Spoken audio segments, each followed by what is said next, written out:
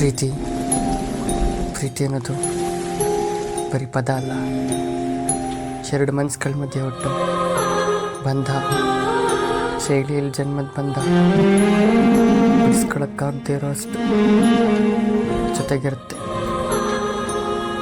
ನಾವು ಪ್ರೀತಿನ ಯಾವ ರೂಪದಲ್ಲಿ ಯಾರ ಹತ್ರ ಹೇಗೆ ತೋರಿಸ್ಕೋಬೇಕು ಅನ್ನೋದು ನಮ್ಮ ಪರ್ಸನ್ ಮೇಲೆ ನಿರ್ಧಾರ ಆಗಿರುತ್ತೆ. ನಾವು ಅದೇ ರೀತಿ ಪ್ರೀತಿನ ತೋರಿಸ್ಕೋಬೇಕಾಗತ್ತೆ. ಅದನ್ನು ಬಿಟ್ಟು ಉಲ್ಟಾ ಪಲ್ಟಾ ಮಾಡೋದಕ್ಕಾಗಲ್ಲ. ಮೊದಲು ತಾಯಿ ಪ್ರೀತಿ ಹೇಗಿರುತ್ತೆ? ತಾಯಿ ಆದವಳು ಮಕ್ಕಳನ್ನ 9 ತಿಂಗಳು ಹೊಟ್ಟೆಯಲ್ಲಿ ಹೆತ್ತು ಹೊತ್ತು ಸಾಕಿ ಬೆಳೆಸ್ತಾಳೆ, ಸ್ಕೂಲಿಗೆ ಕಳಿಸ್ತಾಳೆ, ಓದಿಸ್ತಾಳೆ. ಯಾಕೆ? ಬೆಳೆದು ಉದ್ಧಾರ ಆಗಲಿ ಅಂತ ತಂದೆ ಜೀವನ ರೂಪಿಸ್ತಾನೆ.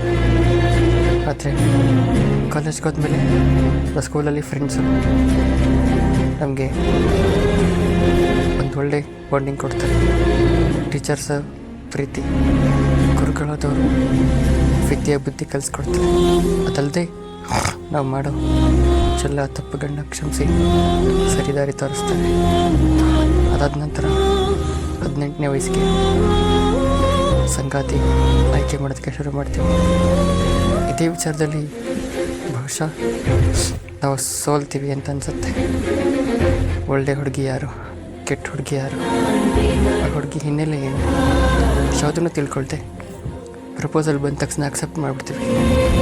ಅದರಿಂದನೇ ನೋಡಿ ನಮ್ಮ ಲೈಫ್ ಒಂದು ಹಂತದಲ್ಲಿ ಹಾಳಾಗೋಗ್ಬಿಡುತ್ತೆ.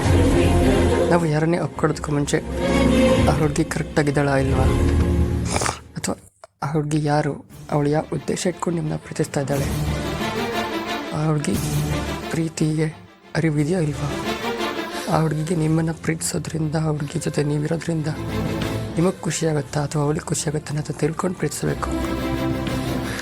ಪ್ರೀತಿನ ಯಾವತ್ತು ಕಳ್ಕೊಳಕ್ಕೆ ಹೋಗಬೇಡಿ. ಯಾವುದಾದ್ರೂ ಒಂದು ಹುಡುಗಿ ನಿಮ್ಮನ್ನ ಪ್ರಾಣಕ್ಕಿಂತ ಹೆಚ್ಚಾಗಿ ಪ್ರೀತಿಸ್ತಾಳೆ ಅಂದರೆ ಅವಳ ಮೇಲೆ ನಿಮಗೆ ನಂಬಿಕೆ ಇರಬೇಕು. ಅವಳ ಮೇಲೆ ನಿಮ್ಮ ಮೇಲೆ ಅವ್ರಿಗೆ ನಂಬಿಕೆ ಇರಬೇಕು.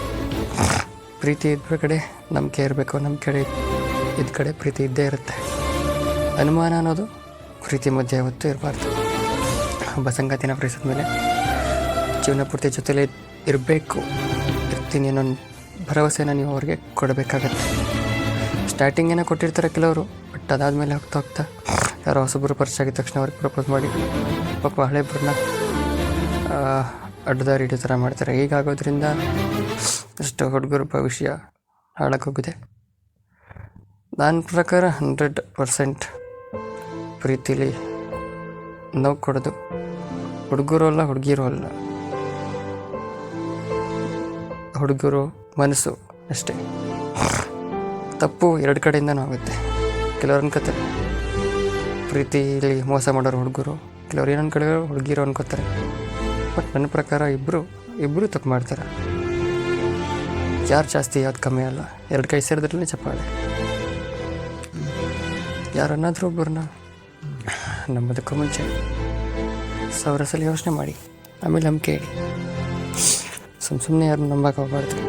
ಭಾವನೆಗಳಿಗೆ ಬೆಲೆ ಕೊಡಬೇಕು. ಆಗಿನ ಕಾಲದಲ್ಲಿ ಪ್ರೀತಿ ಹೆಂಗಿತ್ತು ಅಂದರೆ, ಯಾರನ್ನಾದರೂ ಒಬ್ಬರನ್ನ ಇಷ್ಟಪಟ್ಬಿಟ್ರೆ ಕುರುಡನೇ ಆಗಿರಲಿ, ಕುಂಟನೇ ಆಗಿರಲಿ, ಕಿವುಡನೇ ಆಗಿರಲಿ, ಮಾತು ಬರಲಿ ಮಾತು ಬರದೇ ಇರಲಿ, ಕಾಲಿಲ್ಲ ಅಂದಿರಲಿ ಪರವಾಗಿಲ್ಲ, ಪ್ರೀತಿಸ್ತಾಯಿದ್ರು. ಬಟ್ ಹೇಗಂಗಲ್ಲ, ಗೌರ್ಮೆಂಟ್ ಕೆಲಸನೇ ಇರಬೇಕು, ಕೋಟ್ಯಾಂತರ ಆಸ್ತಿ ಇರಬೇಕು, ದುಡ್ಡಿರಬೇಕು, ಮನೆ ಇರಬೇಕು, ಕೈಕಾಲು ಚೆನ್ನಾಗಿರಬೇಕು, ಚೆನ್ನಾಗಿ ನೋಡ್ಕೋಬೇಕು. ಅಷ್ಟೇ ಅಲ್ಲ, ಕೇಳ್ದಾಗೆಲ್ಲ ದುಡ್ಡು ಕೊಡಬೇಕು. ದಟ್ಸ್ ಪ್ರೀತಿ ಅನ್ನೋದು ದುಡ್ಡಿಗೆ ಮಾರಾಟ ಆಗಿಬಿಟ್ಟಿದೆ. ಈಗ ಆಗಬಾರ್ದು. ಹೀಗಾದರೆ ಮುಂದಿನ ಭವಿಷ್ಯಕ್ಕೆ ಹಾನಿಯಾಗುತ್ತೆ. ಹೀಗಾದರೆ ಮುಂದೆ ಲೈಫ್ ನಡೆಸೋದು ತುಂಬ ಕಷ್ಟ ಆಗುತ್ತೆ. ಭಾವನೆಗಳಿಗೆ ನಾವು ಬೆಲೆ ಕೊಡಬೇಕು. ನಮ್ಮ ಜೀವನದಲ್ಲಿ ಒಬ್ಬರನ್ನ ಆಯ್ಕೆ ಮಾಡಿಕೊಳ್ಳೋದಕ್ಕೂ ಮುಂಚೆ ನಾವು 1000 ಸಲ ಯೋಚಿಸಬೇಕಾಗತ್ತೆ. ಜೀವನ ಸಂಗಾತಿಯಾಗೋಳು ಸದ್ಗುಣಗಳಿಂದ ಕೂಡಿರಬೇಕು, ಒಳ್ಳೆಯದ್ರ ಬಗ್ಗೆ ಯೋಚಿಸಬೇಕು, ನಾವು ಬಿಟ್ಟು ಬೇರೆ ಯಾರನ್ನೂ ಆಕೆ ಪ್ರೀತಿಸಬಾರ್ದು. ಕಾಮದ ದೃಷ್ಟಿಯಿಂದ ನೋಡಬೇಕು. ಎಲ್ಲರನ್ನೂ ಅಣ್ಣ ತಮ್ಮನ ಥರ ಟ್ರೀಟ್ ಮಾಡಬೇಕು, ಅಕ್ಕ ತಂಗಿ ಥರ ಟ್ರೀಟ್ ಮಾಡಬೇಕು. ಬಟ್ ಈಗಿನ ಕಾಲದ ಪ್ರೇಮಿಗಳು ಆ ತಪ್ಪನ್ನ ಮಾಡೋದಿಲ್ಲ. ಎಲ್ಲರನ್ನೂ ಪ್ರೇಮಿಗಳ ಹಾಗೆ ನೋಡ್ತಾರೆ. ಅಣ್ಣ ತಂಗಿ ಪ್ರೀತಿ ಹೊಡೆದವ್ರು ಮಾತ್ರ ಅಣ್ಣ ತಮ್ಮ ಆಗೋಕ್ಕಾಗಲ್ಲ. ಯಾರು ಪ್ರೀತಿಯಿಂದ ಅಣ್ಣ ತಮ್ಮ ಅಂತ ಕರೀತಾರೆ ಅವರೆಲ್ಲ ಅಣ್ಣ ತಮ್ಮತೀರಿ ನನ್ನ ಪ್ರಕಾರ. ಬಟ್ ಇನ್ನು ಕೆಲವರು ಅವ್ರನ್ನ ಅಸಿಸ್ಟೆಂಟು ಅಥವಾ ಫ್ರೆಂಡ್ ಅಂತ ನೋಡಲ್ಲ. ಕೆಲಸಕ್ಕೆ ಇಟ್ಕೊಂಡಿರೋರು ಹಂಗೆ ಹಿಂಗೆ ಅಂತಾರೆ. ಉದಾಹರಣೆಗೆ ಪ್ರೀತಿ ಹೆಂಗಿರ್ಬೇಕಂದ್ರೆ, ಇವಾಗ ಹೆಂಗಾಗಿದೆ ಪ್ರೀತಿ ಅಂದರೆ, ಒಬ್ಬರನ್ನ ಪ್ರೀತಿಸ್ತಾರೆ, ಅವರು ಕೂಡ ಅಷ್ಟೇ ಪ್ರೀತಿಸ್ತೀವಿ, ನಮ್ಗೆ ಇಟ್ಟಿರ್ತೀವಿ. ಬಟ್ ನಮ್ಮ ಫ್ರೆಂಡ್ಸ್ಗೆ ಪರಿಚಯ ಮಾಡಿಸ್ಕೊಡ್ತೀವಿ, ಅವ್ರಿಗೆ ಪ್ರಪೋಸ್ ಮಾಡಿಬಿಡ್ತಾರೆ, ನಮಗೆ ಗೊತ್ತಿಲ್ಲದಂಗೆಲ್ಲ ಆಗ್ಬಿಟ್ಟಿರ್ತೀವಿ. ಕೊನೆಗೆ ಗೊತ್ತಾದ್ಮೇಲೆ ಬ್ರೇಕಪ್ ಆಗುತ್ತೆ ಅಂತ ಅಂದ್ಕೊಂಡಿರ್ತೀವಿ. ಬಟ್ ಅವ್ರದ್ದು ಬ್ರೇಕಪ್ ಆಗಿರೋಲ್ಲ, ಗೊತ್ತಿಲ್ದಂಗೆ ಪ್ರೀತಿಸ್ತಾ ಇರ್ತೀವಿ. ಇದರಿಂದ ನಮ್ಮ ಭವಿಷ್ಯಕ್ಕೆ ಹಾನಿಯಾಗುತ್ತೆ. ಇಂತಹ ಪ್ರೀತಿನ ಯಾರು ಮಾಡೋಕ್ಕೋಗ್ಬೇಡಿ. ನೀವು ಯಾರನ್ನಾದರೂ ಪ್ರೀತಿಸ್ಬೇಕು ಅಂತ ಅಂದ್ಕೊಂಡ್ರೆ ಸ್ವಾರ್ಥ ಇರಬಾರ್ದು ಮನಸ್ಸಲ್ಲಿ. ಸ್ವಚ್ಛ ಮನಸ್ಸಿಂದ ಪ್ರೀತಿಸಿ. ಯಾವತ್ತೂ ಅಷ್ಟೇ ಸ್ವಚ್ಛ ಮನಸ್ಸಿಂದ ಯಾರು ಪ್ರೀತಿಸ್ತಾರೋ ಅವ್ರ ಪ್ರೀತಿ ಶಾಶ್ವತವಾಗಿ ಉಳ್ಕೊಳ್ಳುತ್ತೆ. ನಾವು ಕಾಲೇಜ್ಗೆ ಹೋಗೋದೇನಕ್ಕೆ? ಓದೋದಕ್ಕೆ, ಬರೆಯೋದಕ್ಕೆ ಅಲ್ವಾ? ಅದನ್ನಷ್ಟೇ ಮಾಡ್ಬೇಕನ್ಸುತ್ತೆ ನನ್ನ ಅಭಿಪ್ರಾಯ. ಎಲ್ಲರೂ ಹೇಳ್ತಿದ್ರು. ಬಟ್ ನಮ್ಮ ಲೈಫ್ ಅನ್ನೋದು ಒಂಥರ ಟ್ರೈನ್ ಇದ್ದಂಗೆ, ಯಾವಾಗ ಹೇಗೆ ಬದಲಾಗುತ್ತೆ ಹೇಳೋಕ್ಕಾಗಲ್ಲ ಅಲ್ವಾ? ಪ್ರತಿ ಸಂದರ್ಭನೂ ಒಂದು ಪಾಠ ಕಲಿಸುತ್ತೆ ನಮ್ಮ ಜೀವನದಲ್ಲಿ. ನಾವು ಜೀವನ ಪೂರ್ತಿ ಪಾಠ ಕಲಿತಾನೆ ಹೋಗ್ತೀವಿ. ಕಲಿಸೋರು ನಮಗಿದ್ದೇ ಇರ್ತಾರೆ. ಲೈಫಲ್ಲಿ ದೇವರು ವಿಗ್ರಹದಲ್ಲಿರಲ್ಲ, ಮನುಷ್ಯತ್ವದಲ್ಲಿರ್ತಾರೆ. ಯಾರು ಒಳ್ಳೆ ಕೆಲಸ ಮಾಡ್ತಾರೋ ಅದೆಲ್ಲ ದೇವರು ಇರ್ತಾರೆ. ಪ್ರೀತಿ ಮೂಲನೇ ರಾಧಾಕೃಷ್ಣ. ಪ್ರೀತಿ ಅನ್ನೋದು ಬರೀ ಹುಡುಗ ಹುಡುಗಿ ಮಧ್ಯೆ ಮಾತ್ರ ಇರಲ್ಲ. ಅಣ್ಣನ ಮೇಲೆ ತಂಗಿಗೆ, ಅಕ್ಕನ ಮೇಲೆ ತಮ್ಮನಿಗೆ, ಅಪ್ಪನ ಮೇಲೆ ಅಪ್ಪ ಅಮ್ಮನಿಗೆ, ಮಕ್ಕಳ ಮೇಲೆ ಪ್ರೀತಿ ಇರುತ್ತೆ.